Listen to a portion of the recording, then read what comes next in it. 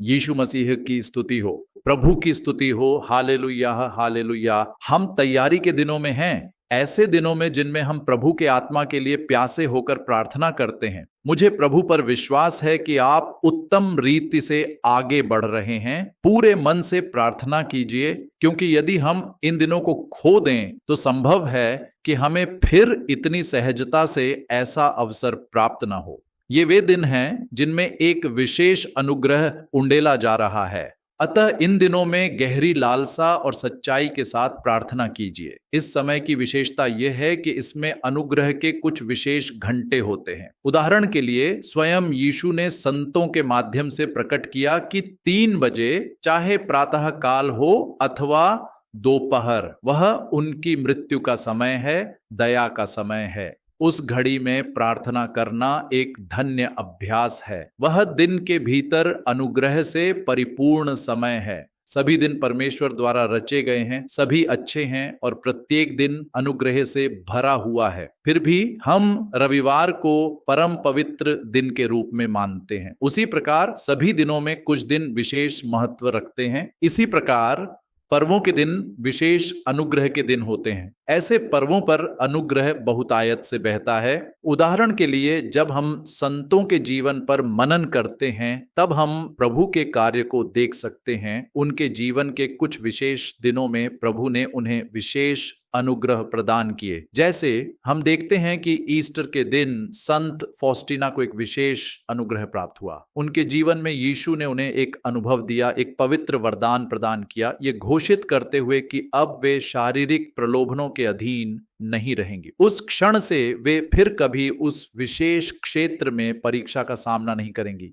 शैतान को उस क्षेत्र में उन्हें परखने की अनुमति नहीं होगी। इस प्रकार कुछ विशेष दिन ऐसे होते हैं जिनमें प्रभु विशेष अनुग्रह प्रदान करते हैं। ऐसे अनुभव वास्तव में अस्तित्व में हैं। निस्संदेह प्रभु सभी दिनों में कार्य कर सकते हैं। ऐसा नहीं कि प्रभु कुछ दिनों में कार्य नहीं कर सकते और केवल कुछ विशेष दिनों में ही कार्य करते हैं। फिर भी पर्वों के दिनों में एक विशेष गुण होता है, वे अनुग्रह के दिन होते हैं। उदाहरण के लिए, दया के पर्व पर यीशु बार बार घोषित करते हैं ईस्टर के बाद वाले रविवार को कि वे संपूर्ण संसार पर अपार दया उंडेलेंगे। इसी प्रकार कलीसिया दया के पर्व को मनाती है। अतः हमें ऐसे दिनों के महत्व को कभी नहीं भूलना चाहिए। उदाहरण के लिए, गुड फ्राइडे पर विचार कीजिए। वह दिन है जिस दिन हम प्रभु की मृत्यु को स्मरण करते हैं। उस दिन उनकी मृत्यु के द्वारा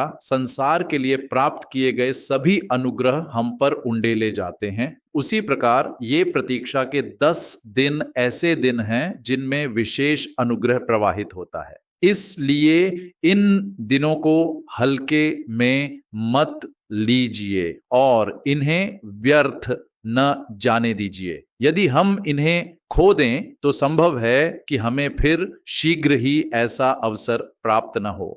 हमें प्रत्येक अवसर को जो हमें प्राप्त होता है बहुमूल्य समझना चाहिए। अब परमेश्वर हमें अपना वचन दे रहे हैं, इवन ऑनलाइन माध्यमों के द्वारा, और इसलिए हमें उसका पूर्ण उपयोग करना चाहिए। इन दिनों में, प्रतीक्षा के इन दिनों में, हमें आत्मा में प्रभु के साथ एक होना चाहिए, आत्मा में डूबे रहना चाहिए, यीशु के निकट बने रहना चाहिए और प्रार्थना में पवित्र आत्मा के साथ संयुक्त रहना चाहिए। इसी उद्देश्य के लिए इन दिनों में आत्मिक सहायता प्रदान की जा रही है। हाल के दिनों में हजारों लोग इन सेवाओं में प्रत्यक्ष रूप से सम्मिलित हुए हैं और उससे भी अधिक लोग बाद में YouTube के माध्यम से सहभागी बने हैं। दसियों हजार लोग इस आत्मिक संगति का भाग बने हैं। इसके लिए हम समस्त धन्यवाद और महिमा परमेश्वर को देते हैं। अब हम अपने मनन के लिए प्रेरितों के काम के प्रथम अध्याय में प्रवेश करते हैं। इसी अध्याय से हम स्वयं को पवित्र आत्मा के अभिषेक के लिए तैयार करते हैं।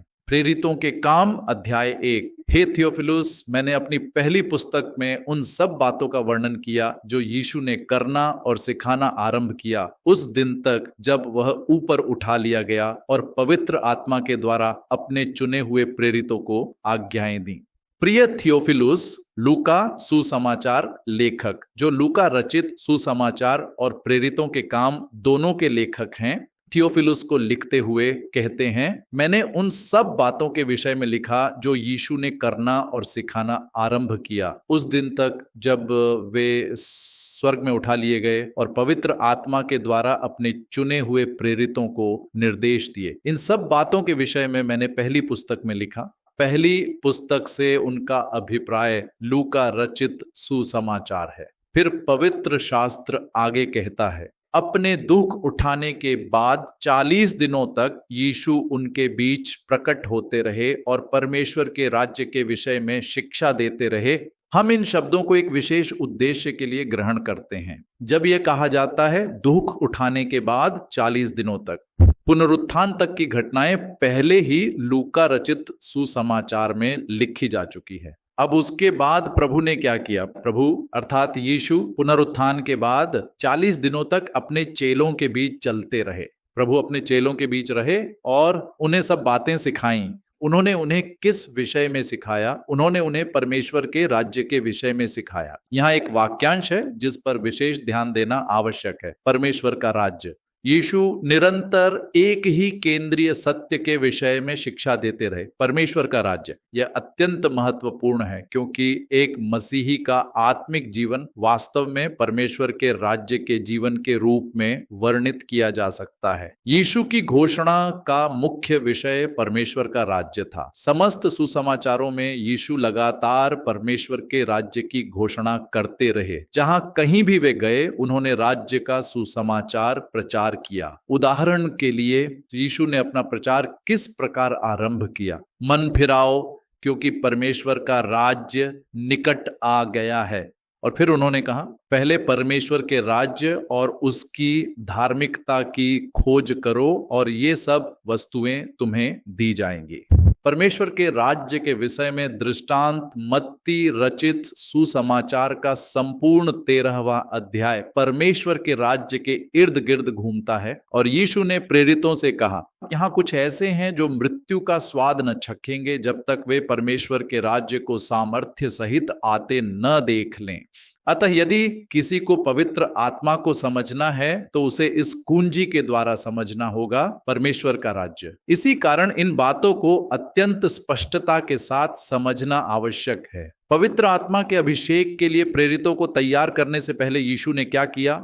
प्रभु यीशु मसीह ने उन्हें परमेश्वर के राज्य से संबंधित सब बातें सिखाई। यदि कोई परमेश्वर के राज्य को समझ लेता है तब वह पवित्र आत्मा को भी समझ सकता है। उसी बिंदु से ध्यानपूर्वक सुनिए, परमेश्वर के राज्य और पवित्र आत्मा के बीच क्या संबंध है?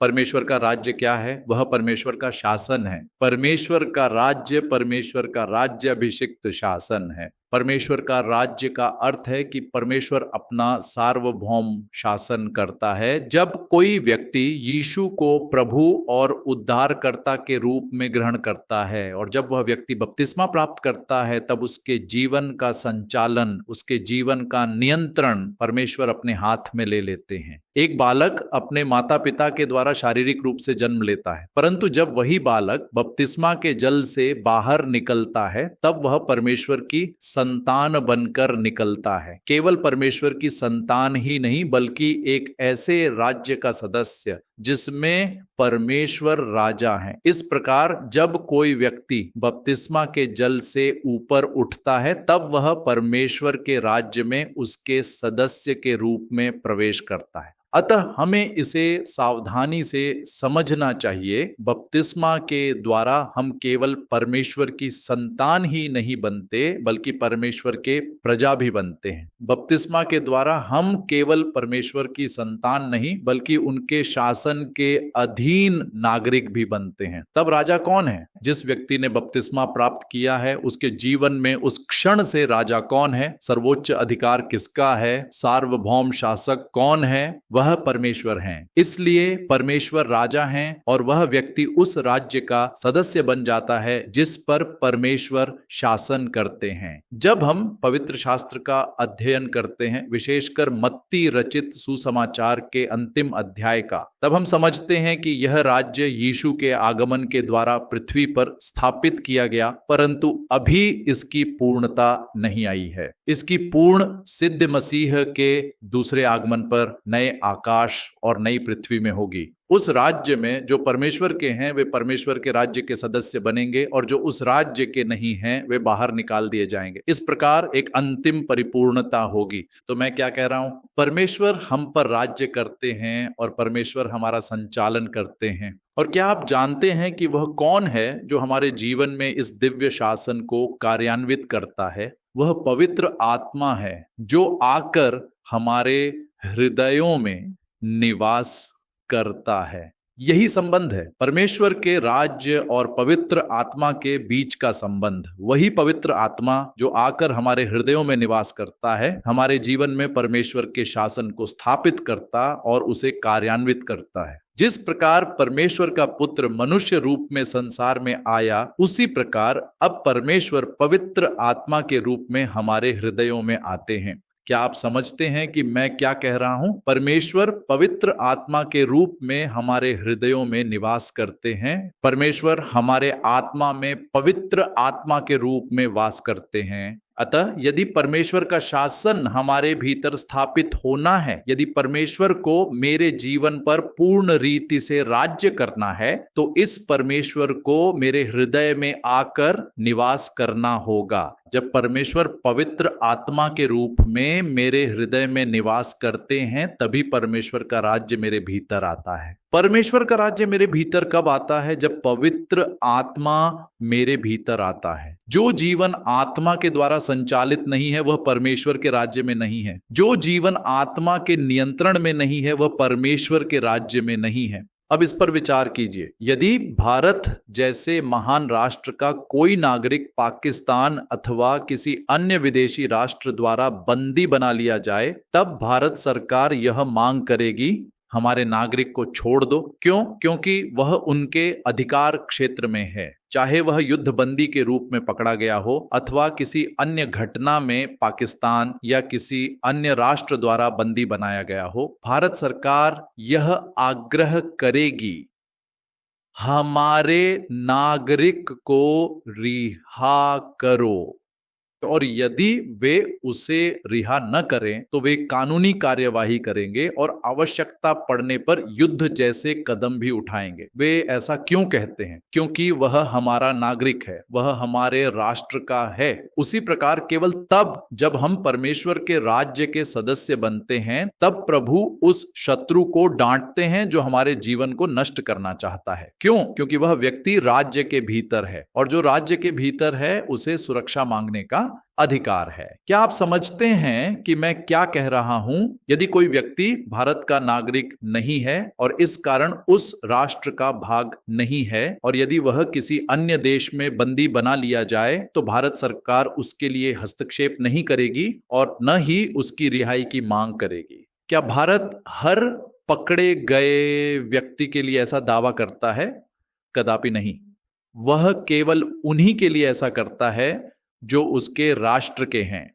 इसलिए जब तक आप परमेश्वर के राज्य के नागरिक नहीं बनते, जब तक आप उस राज्य के सदस्य नहीं बनते, तब तक आप उस प्रकार परमेश्वर की सुरक्षा की अपेक्षा नहीं कर सकते जिस प्रकार आप चाहते हैं। क्या आप समझते हैं कि मैं क्या कह रहा हूं? इसी कारण परमेश्वर का राज्य हमारे भीतर स्थापित होना चाहिए। यदि परमेश्वर का राज्य हमारे भीतर स्थापित नहीं होता तो हम उस अधिकार क्षेत्र के बाहर हैं। इसीलिए प्रभु कहते हैं उन्हें बाहरी अंधकार में डाल दिया जाएगा, वहां रोना और दांत पीसना होगा। वहां रोना और दांत पीसना होगा क्योंकि ऐसा व्यक्ति उस सीमा के बाहर है, वह उस सुरक्षा क्षेत्र के बाहर है। अतः प्रश्न यह है, क्या आप इस राज्य के सदस्य हैं? और कोई इस राज्य का सदस्य कैसे बनता है? यह यीशु मसीह के द्वारा होता है। और जब कोई यीशु मसीह के द्वारा इस राज्य का सदस्य बनता है, तब हमारे भीतर परमेश्वर का शासन किसके द्वारा स्थापित होता है? वह पवित्र आत्मा के द्वारा होता है। इसलिए पवित्र आत्मा के अभिषेक के लिए चेलों को तैयार करने से पहले यीशु ने सबसे पहले क्या सिखाया? उन्होंने उन्हें परमेश्वर के राज्य के विषय में सिखाया।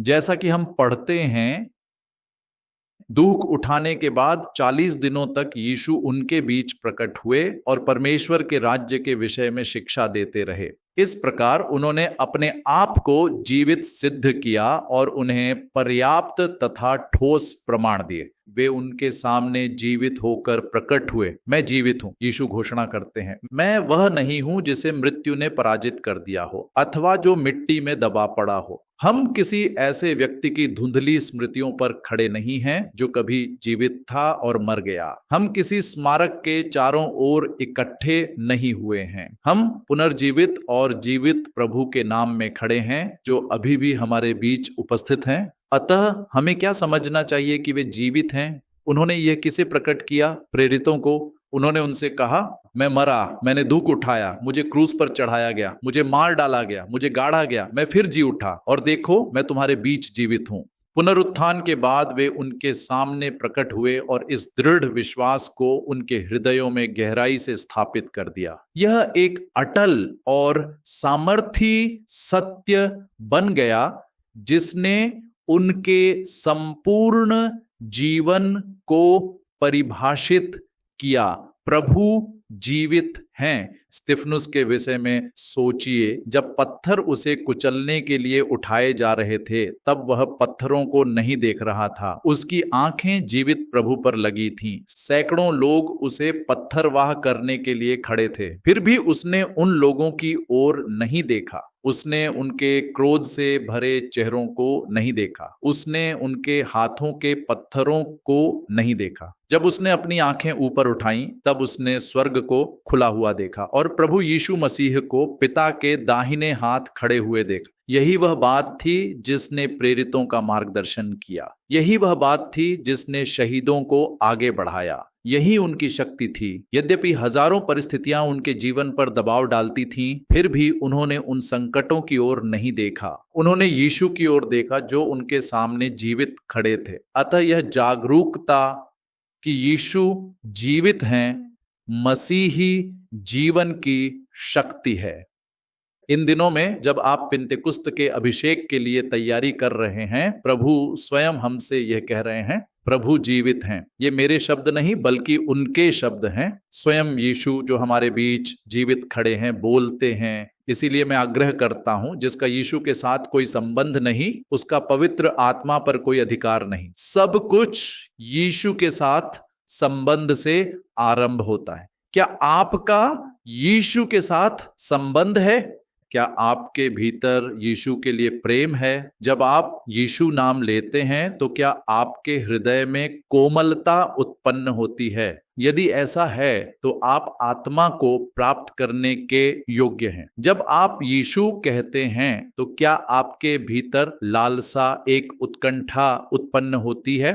क्या यीशु के लिए आप अपने जीवन की छोटी से छोटी बातों को बदलने के लिए तैयार हैं? क्या यीशु के लिए आप बलिदान देने के लिए तैयार हैं? क्या यीशु के लिए आप भलाई करने और धार्मिकता में चलने के लिए तैयार हैं? क्या यीशु के प्रेम में आप कम से कम 10 मिनट प्रार्थना में बैठने के लिए अलग रख सकते हैं? क्या यीशु आपके लिए एक जीवित वास्तविकता है? तब आत्मा आपकी उचित विरासत है। सब कुछ यीशु के साथ संबंध पर आधारित है। तब प्रभु क्या कहते हैं? मैं यहां तुम्हारे बीच जीवित हूं। सबसे पहले वे इस सत्य को दृढ़ता से स्थापित करते हैं। इस प्रकार दुख उठाने के बाद 40 दिनों तक यीशु उनके बीच प्रकट हुए और परमेश्वर के राज्य के विषय में शिक्षा देते रहे। इसी प्रकार उन्होंने अनेक ठोस प्रमाणों के साथ अपने आप को जीवित प्रकट किया और जब वे उनके साथ भोजन की मेज पर बैठे थे तब उन्होंने उन्हें आज्ञा दी। अपने मन में इस दृश्य की कल्पना कीजिए। प्रभु और प्रेरित एक साथ बैठे हैं, भोजन कर रहे हैं। उसी क्षण प्रभु उनसे अत्यंत निकटता से वार्तालाप करते हुए कहते हैं, यरूशलेम से मत जाना, यरूशलेम को मत छोड़ना, परंतु पिता की प्रतिज्ञा की बाट जोहते रहना जिसके विषय में तुम मुझसे सुन चुके हो। क्योंकि यूहन्ना ने तो जल से बपतिस्मा दिया, परंतु अब से बहुत दिनों के बाद नहीं, तुम पवित्र आत्मा से बपतिस्मा पाओगे। अब इस बात पर विशेष ध्यान दीजिए। पहली बात, उन्होंने इस प्रतिज्ञा की प्रतीक्षा इसलिए की क्योंकि यीशु ने उनसे प्रतीक्षा करने को कहा था। सबसे पहले उन्होंने प्रतीक्षा की क्योंकि यीशु ने आज्ञा दी। हम प्रतीक्षा कर रहे हैं क्योंकि हमारे प्रभु ने हमसे ऐसा कहा है। क्या आप समझते हैं? न इसलिए कि किसी रिट्रीट प्रचारक ने प्रेरित किया, न इसलिए कि किसी ने हमें निर्देश दिया, और न केवल किसी भावनात्मक प्रेरणा के कारण, बल्कि इसलिए कि कि स्वयं प्रभु ने आज्ञा दी। आप 10 दिनों तक प्रभु की प्रतीक्षा करने को इसलिए तैयार हैं क्योंकि जिसने हमें बचाया, हमारा उद्धार किया, अपने बहुमूल्य लहू से हमें धोया, हमें पवित्रता से आवृत किया और हमें अनंत विरासत प्रदान की, उसी प्रभु ने हमें पवित्र आत्मा की प्रतिज्ञा दी है। हम यह सब इसलिए करते हैं क्योंकि हमारे प्रभु यीशु मसीह जीवित परमेश्वर के पुत्र ने हमें आज्ञा दी है। अतः आपको यह समझना चाहिए, यह प्रभु की आज्ञा है जिसका हम पालन कर रहे हैं। यीशु ने क्या कहा? यदि तुम मुझसे प्रेम रखते हो तो मेरी आज्ञाओं को मानोगे। क्या यह भी उन्हीं आज्ञाओं में से एक नहीं है? इन 10 दिनों तक यरूशलेम से मत जाना। अब जब वे कहते हैं यरूशलेम से मत जाना, तो इसका अर्थ केवल कोई भौगोलिक स्थान या शारीरिक सीमा नहीं है जिसे तुम्हें पार नहीं करना चाहिए। इसका अर्थ यह है, मेरे प्रेम के इस घेरे से बाहर मत निकलो। यीशु के निकट बने रहो, उनके साथ सहभागिता में बने रहो। केवल यही उसका अर्थ है। जब वे कहते हैं यरूशलेम से मत जाना, तो उसका अर्थ है उस भूमि में बने रहो जिस पर मेरा लहू बहाया गया है। उस धरती पर बने रहो जहां मैंने आंसू बहाए, उस स्थान में बने रहो जहां मैं थकान में गिर पड़ा, उस मिट्टी में बने रहो जो मेरे लहू से भीगी हुई है, जहां कांटों का मुकुट मेरे सिर पर दबाया गया। तुम्हें उस वातावरण में खड़ा रहना है जहां अब भी मेरी पुकारों की प्रतिध्वनि गूंज रही है। ऐसा वातावरण जहां यदि तुम ध्यान से सुनो तो अब भी मेरी वेदना भरी आवाज सुन सकते हो। इसी यरूशलेम के आकाशों में अभिषेक की वायु बहने वाली है। अतः जब वे कहते हैं इस स्थान को मत छोड़ो, तो वे ये कह रहे हैं मेरे साथ एकता में बने रहो, इस एकता से अलग मत हो। अब 6ठा पद, जब वे इकट्ठे हुए तो उन्होंने उससे पूछा, हे प्रभु, क्या तू इसी समय इजराइल का राज्य फिर से स्थापित करेगा? अब यह प्रश्न प्रेरितों की अज्ञानता से उत्पन्न हुआ। यदि हम कहते हैं कि यह प्रश्न उनकी समझ की कमी से आया, तो हमें यह भी समझना चाहिए यही समझ की कमी हमारे भीतर भी उत्पन्न हो सकती है। इसीलिए यह बात यहां लिखी गई है। इस प्रकार प्रेरित प्रभु से पूछते हैं, हे प्रभु, क्या तू इसी समय इजराइल का राज्य फिर से स्थापित करेगा? इसे 2 प्रकार से समझा जा सकता है। पहला, यीशु परमेश्वर के राज्य के विषय में शिक्षा दे रहे थे। परमेश्वर का राज्य आरंभ हो चुका है और वह महिमा में पूर्ण किया जाएगा। इसीलिए प्रेरित पूछ रहे हैं, प्रभु, क्या वह समय अब आ गया है?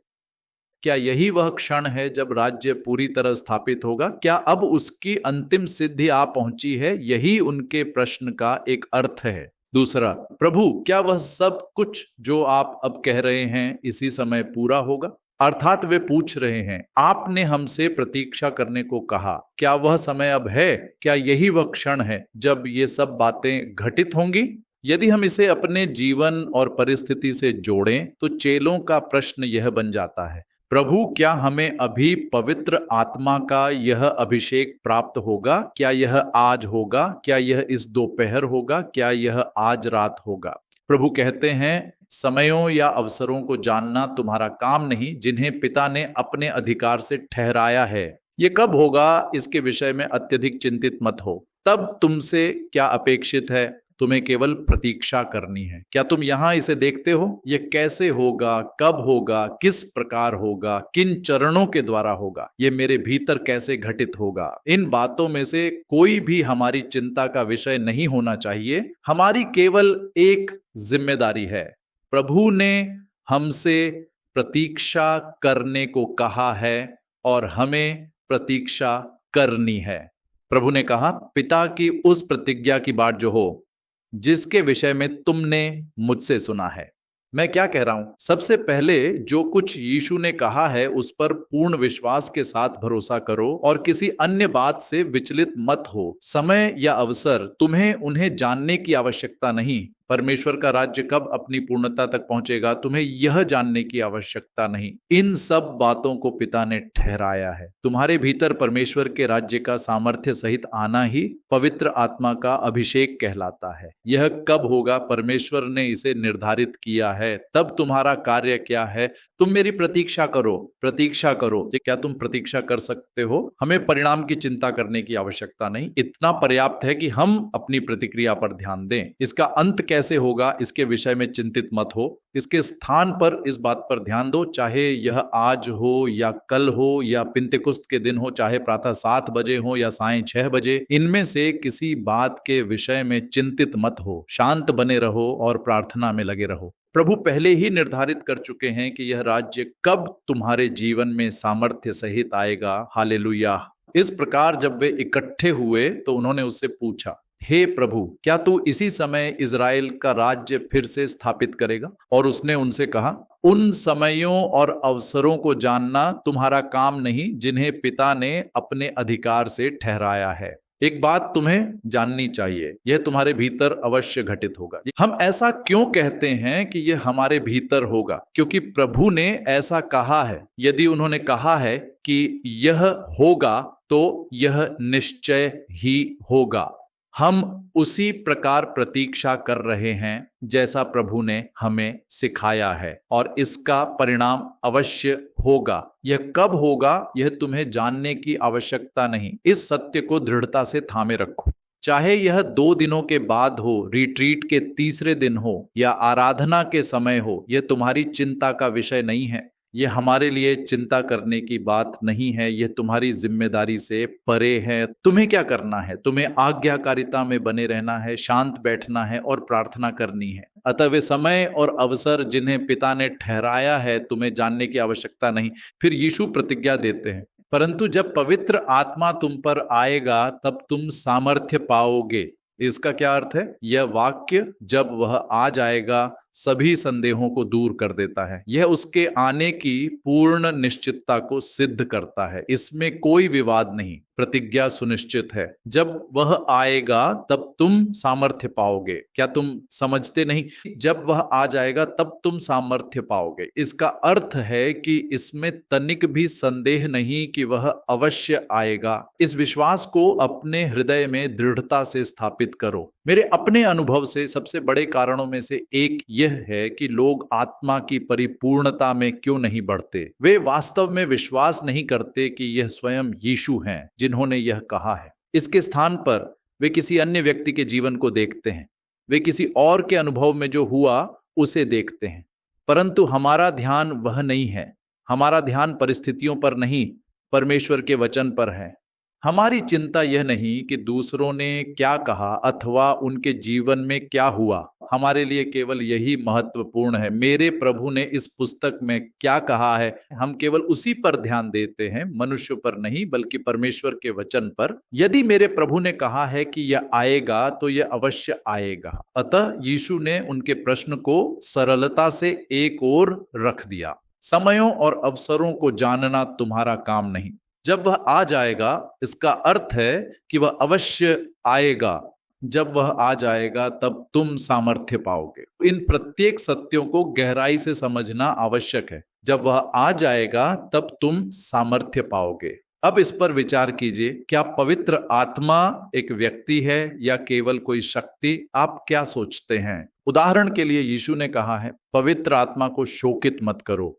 क्या तुम किसी शक्ति को शोकित कर सकते हो? नहीं, तुम केवल किसी व्यक्ति को शोकित कर सकते हो। पवित्र आत्मा को शोकित मत करो। क्या किसी बल को शोकित किया जा सकता है? क्या वायु को शोकित किया जा सकता है? बिजली एक प्रकार की शक्ति है, क्या उसे शोकित किया जा सकता है? नहीं, शोक तो केवल एक व्यक्ति ही अनुभव कर सकता है। तुम्हें पवित्र आत्मा की उपेक्षा नहीं करनी चाहिए। तुम्हें पवित्र आत्मा के विरुद्ध नहीं बोलना चाहिए। क्या तुम वायु के विरुद्ध बोल सकते हो? नहीं। क्या तुम बिजली के विरुद्ध बोल सकते हो? उसे कोई अनुभूति नहीं होती। परंतु एक व्यक्ति इन सब बातों को अनुभव करता है, इसलिए इसे स्पष्ट रूप से समझो। पवित्र शास्त्र अत्यंत स्पष्टता से कहता है कि पवित्र आत्मा एक सहायक है, एक व्यक्ति है।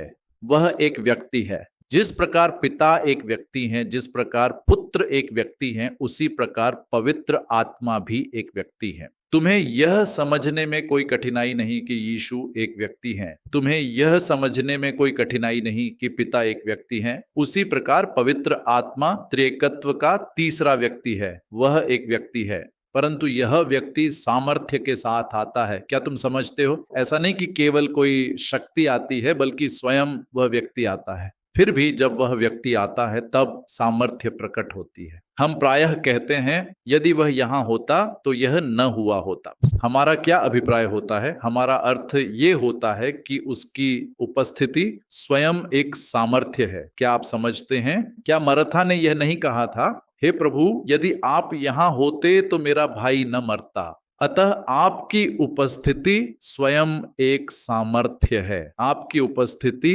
स्वयं एक शक्ति है। पवित्र आत्मा केवल कोई शक्ति नहीं है, परंतु जब पवित्र आत्मा आता है तब सामर्थ्य प्रकट होती है। हालेलुया।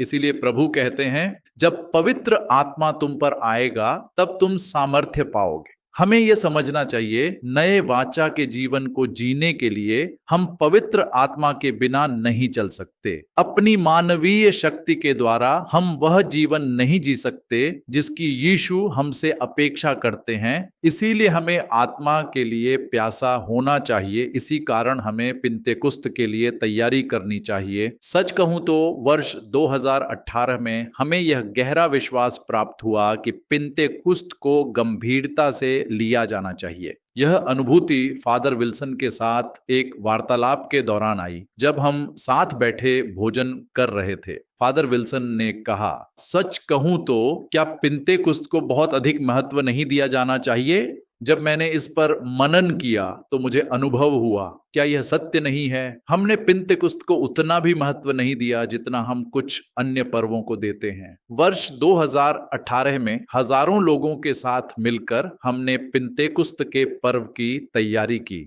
महान गवाहियां थीं, जीवन के सामर्थी परिवर्तन हुए। संसार के विभिन्न भागों से दसियों हजार लोगों ने गवाही दी। हमने प्रतीक्षा की, हमने प्रार्थना की और हमारा जीवन पूर्णतः बदल गया। 2019 में एक बार फिर हमने पिंतेकुस्त की प्रतीक्षा की। उस अवसर पर अनेक लोग यहाँ और विभिन्न केंद्रों में एकत्र हुए और हम सब ने मिलकर 10 दिनों तक प्रतीक्षा की और प्रार्थना की। गहरे आत्मिक अनुभव हुए, अनेक जीवन बदल गए। बहुतों ने प्रभु को अपने उद्धारकर्ता और स्वामी के रूप में ग्रहण किया। बहुत से लोग बपतिस्मा से पहले ही पवित्र आत्मा से भर गए। और अब इस वर्ष प्रभु कह रहे हैं, यदि तुम पवित्र आत्मा के इस पिंतेकुस्त के लिए लालसा करो और प्रार्थना करो तो यह अवश्य घटित होगा। इसी विश्वास से हम ये सब कार्य कर रहे हैं। हमें इन दिनों को मूल्यवान समझना चाहिए। हमें इन्हें बहुमूल्य और अत्यंत महत्वपूर्ण मानना चाहिए। हमें इन्हें क्यों मूल्यवान समझना चाहिए, यही मैं आपसे कह रहा हूं। इसे हल्के में मत लीजिए। इसे किसी संकट के समय आर्थिक सहायता प्राप्त करने से कम महत्वपूर्ण मत समझिए। शीघ्र ही आप इसे और अधिक स्पष्ट रूप से समझेंगे। इस समय हमारे पास आर्थिक संघर्ष हो सकते हैं, परंतु हमारी वर्तमान प्राथमिकता अपनी आर्थिक समस्याओं का समाधान नहीं है। हमारी वर्तमान प्राथमिकता यह है कि पवित्र आत्मा आए। हम पूछ सकते हैं, क्या हमारे कर्ज उतर जाएंगे? क्या हमारे कार्य आगे बढ़ेंगे? क्या हमारे आर्थिक बोझ दूर हो जाएंगे? ये इस समय हमारी चिंता नहीं है। हमारी वर्तमान चिंता ये है कि पवित्र आत्मा आए। जब पवित्र आत्मा आएगा तब अन्य सभी आवश्यकताएं उसके साथ आ जाएंगी। हालेलुया। यदि पवित्र आत्मा आ जाए तो तुम्हें धन के पीछे भागना नहीं पड़ेगा, धन स्वयं तुम्हारे पास आएगा। इसके विषय में एक वचन है, क्योंकि बहुत से लोग आर्थिक संघर्षों से दबे हुए हैं, इसलिए मैं शीघ्रता से एक अंश पढ़ूंगा। प्रभु ने कहा है, यदि तुम प्रभु और उसके भवन को गंभीरता से लो तो राष्ट्रों की संपत्ति तुम्हारे पास आएगी। ऐसा प्रभु हाग्गै की भविष्यवाणी में कहते हैं। हाग्गै अध्याय 2 में मंदिर के पुनर्निर्माण के संदर्भ में, हे जरुब्बाबेल दृढ़ बनो, निर्माण करो, मैं तुम्हारे साथ हूं, सेनाओं का यहोवा घोषणा करता है। हाग्गै की पुस्तक अध्याय 2 पद 5। यह वही वाचा है जो मैंने तुमसे उस समय की थी जब तुम मिस्र से निकले थे। मेरा आत्मा तुम्हारे बीच बना हुआ है, मत डरो। यह वचन उन लोगों से कहा गया है जो आर्थिक संकट में थे। यह उन लोगों के लिए कहा गया है जो बोझ और क्लेश से दबे हुए थे, जो बाबुल की बंधुआई से निकल कर आए थे। जरुब्बाबेल, जिसे मंदिर के पुनर्निर्माण का कार्य सौंपा गया था, संकट में था। जरुब्बाबेल के सामने एक महान पर्वत बाधा के रूप में खड़ा था। जब हमने मत्ती रचित सुसमाचार का अध्ययन किया तब हमने इस वचन को समझा, यदि तुम इस पर्वत से कहो यहां से हटकर समुद्र में जा गिर, तो वह तुम्हारी आज्ञा मानेगा।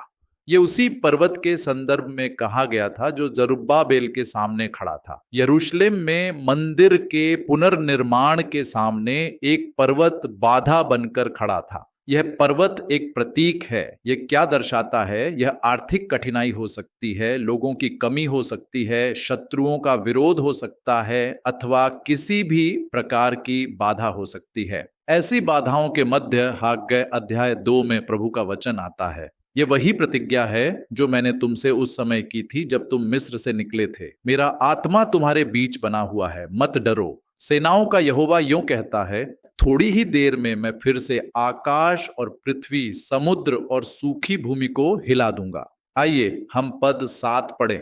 मैं सब जातियों को हिला दूंगा और सब जातियों के धन भंडार भीतर आ जाएंगे। क्या आप समझते हैं तुम्हें वहां जाने की आवश्यकता नहीं, वह स्वयं तुम्हारे पास आएगा? क्या आप समझते हैं कि क्या कहा जा रहा है? मैं जातियों को हिला दूंगा। तुम्हें क्या करना है? तुम्हें केवल यह सुनिश्चित करना है कि मेरा आत्मा तुम्हारे बीच बना रहे। तुम्हें यह निश्चित करना है कि पवित्र आत्मा तुम्हारे परिवार में, तुम्हारे जीवन में, तुम्हारे बच्चों में निवास करे। तुम्हारा ध्यान केवल इस बात पर हो कि पवित्र आत्मा हमारे भीतर निवास करे। आत्मा हमारे भीतर निवास करता है, पवित्र आत्मा हमारे भीतर है, तब प्रबंध स्वयं आ जाएगा। क्या आप समझते हैं? अतः इस विषय में हमें चिंतित होने की आवश्यकता नहीं। जब मैं कहता हूं चिंता मत करो, तो मैं यह किसी ऐसे व्यक्ति के रूप में नहीं कह रहा जो आर्थिक संघर्षों से ऊपर खड़ा हो। प्रत्येक व्यक्ति के पास अपने बोझ हैं, परंतु वह हमारा केंद्र बिंदु नहीं है। हमारा केंद्र बिंदु क्या है? हमारा केंद्र बिंदु यह है, क्या हम पवित्र आत्मा को प्राप्त करेंगे या नहीं। निस्संदेह पवित्र आत्मा हमारे भीतर है। हमारी चिंता यह है, क्या पवित्र आत्मा का पिन्तेकुस्त हमारे जीवन में घटित होगा या नहीं। यही हमारा केंद्र बिंदु है। यदि ऐसा है तो आत्मा स्वयं हमारी सहायता करेगा ताकि हम अपना समय इन छोटी बातों के पीछे दौड़ते हुए व्यर्थ न करें। एक ऐसा जीवन है जिसमें प्रभु स्वयं तुम्हारे लिए युद्ध करते हैं। एक ऐसा जीवन है जिसमें परमेश्वर स्वयं उन लोगों के लिए कार्य करते हैं जो उनकी प्रतीक्षा करते हैं। यशायाह घोषणा करता है, परमेश्वर उन लोगों के लिए कार्य करते हैं जो उनकी प्रतीक्षा करते हैं। क्या आप समझते हैं? हमें पर्वतों को हटाने के लिए संघर्ष करने की आवश्यकता नहीं, परमेश्वर स्वयं इसे करेंगे। तुम्हें क्या करना है? तुम्हें वहीं स्थिर बने रहना है। क्या यह नहीं कहा गया, यदि तुम शांत रहो तो प्रभु तुम्हारे लिए युद्ध करेगा। तुम्हें क्या करना है?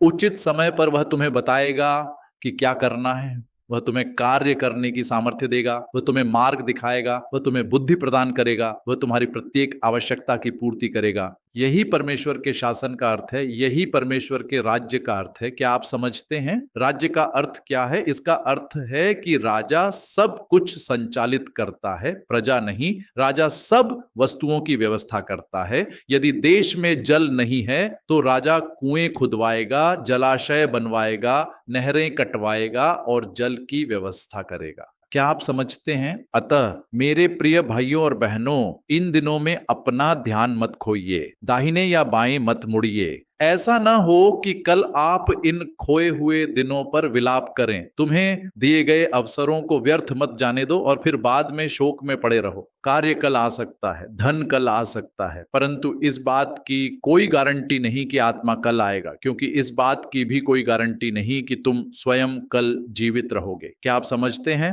कौन जानता है कि पिन्तेकुस्त की प्रतीक्षा करने के लिए एक और दिन मिलेगा या नहीं। जब तक समय है उस जीवन को जियो जिसके विषय में प्रभु ने कहा है। इसलिए मैं जो कह रहा हूं वह यह है, प्रभु कहते हैं, समयों और अवसरों को जानना तुम्हारा काम नहीं।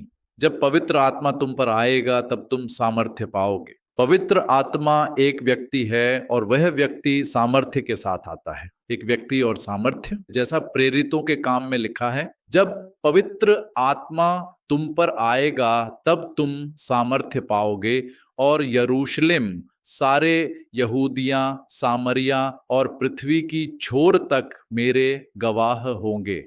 जब पवित्र आत्मा आता है तब सामर्थ्य प्रकट होती है। जब वह सामर्थ्य हमें भर देती है तब क्या होता है? तब गवाही दिए बिना रहना असंभव हो जाता है। यही उसका अर्थ है। ऐसा नहीं कि हम केवल यह निर्णय लें कल से हम गवाह बन जाएंगे, नहीं। जैसा हम दूसरे अध्याय में समझेंगे, जब यह भराव पूर्ण हो जाता है और उमड़ पड़ता है तब वही उमड़ना गवाही कहलाता है। यदि किसी पात्र में जल डाला जाए, फिर डाला जाए और फिर डाला जाए, यहां तक कि वह अपनी सीमा से परे भर जाए, तब वह बहने लगता है। वही बहना गवाही कहलाता है। ऐसा नहीं कि पात्र के भीतर का जल हिलाकर बाहर निकाला जाता है। ऐसा भी नहीं कि कोई बाहर से आकर पात्र को झुकाकर उसे उड़ेल दे, नहीं। जब वह पूरी रीति से भर जाता है तब वह स्वयं उमड़ पड़ता है। वही उमड़ना गवाही है। आत्मा का उमड़ पड़ना ही वह है जिसे हम गवाही देना कहते हैं। अतः जब पवित्र आत्मा तुम पर आएगा तब तुम सामर्थ्य पाओगे और यरूशलेम, सारे यहूदिया, सामरिया और पृथ्वी की छोर तक मेरे गवाह होंगे। ये कहने के बाद जब वे देख रहे थे तब वह ऊपर उठा लिया गया और एक बादल ने उसे उनकी आंखों से ओझल कर दिया। अब इस पर विचार कीजिए। प्रस्थान करने से पहले उन्होंने अंतिम निर्देश क्या दिया? प्रतीक्षा करो, यही अंतिम वचन था। स्वर्गारोहण से पहले उन्होंने चेलों को एकत्र किया और कहा, तुम्हें आत्मा की प्रतीक्षा करनी होगी। देखिए, यह आज्ञा कितनी महत्वपूर्ण है। क्या यह कोई साधारण आज्ञा है? नहीं, ये ऐसी आज्ञा है जिसे कलीसिया को अत्यंत गंभीरता के साथ ग्रहण करना चाहिए। अर्थात वर्ष के सभी पर्वों में पिन्तेकुस्त अत्यंत महत्वपूर्ण है। यह पुनरुत्थान के पर्व, जन्मोत्सव के पर्व और यहाँ तक कि प्रभु के दुख भोग के दिन के समान महत्व रखता है। इसका महत्व उतना ही महान है, इसे हल्के में मत लीजिए। हम ईस्टर मनाते हैं, हम क्रिसमस मनाते हैं, फिर भी पिन्तेकुस्त को प्रायः भुला दिया जाता है। जब हम जानते हैं कि पवित्र आत्मा के बिना कोई मसीही जीवन नहीं है, तब क्या कलीसिया आत्मा की प्रतीक्षा करने में असफल हो सकती है? जो कलीसिया पवित्र आत्मा की प्रतीक्षा नहीं करती, वह ऐसी कलीसिया है जो अपनी ही शक्ति पर निर्भर करती है। जो कलीसिया आत्मा की प्रतीक्षा नहीं करती, वह स्वयं पर आश्रित रहती है। इसलिए सबको प्रतीक्षा करनी चाहिए, सबको प्रतीक्षा करनी चाहिए, बड़े और छोटे सबको। मैं इसके विषय में आगे और अधिक कहूंगा। ये वे दिन हैं जिनमें कलीसिया आशापूर्ण प्रतीक्षा करती है। और जब हम कहते हैं कि कलीसिया प्रतीक्षा करती है, तो उसका अर्थ है कि सब प्रतीक्षा करते हैं, छोटे से लेकर बड़े तक। इन दिनों में किसी को भी इधर उधर भटकता हुआ नहीं पाया जाना चाहिए। ये ऐसे दिन हैं जिनमें सबको प्रभु के सम्मुख उनकी उपस्थिति में एकत्र होकर बने रहना चाहिए। इस प्रकार जब उन्होंने ये बातें कह ली, तब उनके देखते देखते वह ऊपर उठा लिया गया और एक बादल ने उसे उनकी दृष्टि से ओझल कर दिया। और जब वे उनके स्वर्ग में जाते समय आकाश की ओर टकटकी लगाए देख रहे थे, तब देखो, दो पुरुष श्वेत वस्त्र पहने उनके पास आ खड़े हुए। उन्होंने कहा, हे गलील के पुरुषों, तुम क्यों खड़े होकर आकाश की ओर देख रहे हो? यही यीशु जो तुम्हारे पास से स्वर्ग में उठा लिया गया है, उसी प्रकार फिर आएगा जैसे तुमने उसे स्वर्ग में जाते देखा है। आज के लिए हम यहीं रुकते हैं। इसे मत भूलिए, हम प्रभु के सम्मुख अत्यंत गंभीर विषय में संलग्न हैं। हमें प्रतीक्षा करनी है। इन दिनों को हल्के में मत लीजिए। मैं आपसे ये कहना चाहता हूं, इसे केवल ऑनलाइन देखने तक सीमित मत रखिए अथवा YouTube जैसे माध्यमों पर इस सभा के प्रति केवल उत्साह तक सीमित मत कीजिए। वहीं मत रुक जाइए। अपनी प्रार्थना को केवल इन 2 या 3 घंटों तक सीमित मत रखिए जो आप सायंकाल बिताते हैं। यह संबंध सदैव आपके साथ बना रहना चाहिए। आपके भीतर केवल एक ही लालसा होनी चाहिए। जब आप प्रातः उठें और क्रूस का चिन्ह बनाएं, तब आपकी प्रार्थना ये हो, पवित्र आत्मा मुझे भर दीजिए। जब आप अपने दांत साफ करें, जब आप अपने दैनिक कार्य करें, जब आप कार्यस्थल पर जाएं, जब आप रसोई में प्रवेश करें, जब आप परिश्रम करें, तब आपके भीतर केवल एक निरंतर पुकार बनी रहे, पवित्र आत्मा हमें भर दीजिए। इन दिनों में आपका ध्यान अविभाजित होना चाहिए। दाहिने या बाएं मत मुड़िए, दृढ़ बने रहिए, सच्चे पश्चाताप के साथ, पाप के बोध के साथ, मन परिवर्तन के साथ, प्रायश्चित की आत्मा के साथ हमें प्रभु के सम्मुख प्रार्थना में खड़ा होना चाहिए।